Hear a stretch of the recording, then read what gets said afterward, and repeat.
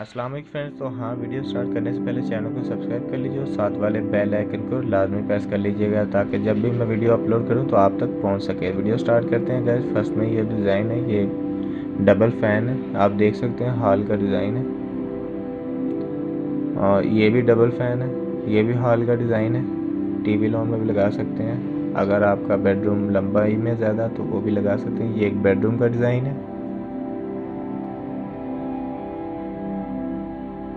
और ये भी एक बेडरूम का डिज़ाइन आप इसे कह सकते हैं, लगा भी सकते हैं आप उसमें। ये हॉल का डिज़ाइन है, 4 फ़ैन है इसमें। ये एक बेडरूम का डिज़ाइन है, सिंपल है लेकिन खूबसूरत भी है।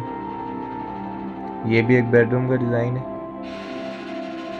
और उम्मीद करता हूँ ये डिज़ाइन आपको पसंद आएंगे। ये भी एक बेडरूम का ही डिज़ाइन है।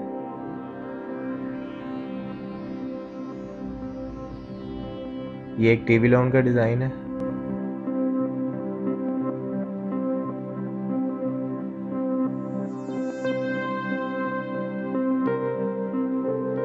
और उम्मीद करता हूँ ये डिज़ाइन आपको पसंद आए। डिज़ाइन पसंद आए वीडियो को लाइक कीजिएगा। मैं मिलूँगा इंशाल्लाह आपको नेक्स्ट वीडियो में। तब तक के लिए अल्लाह हाफिज़।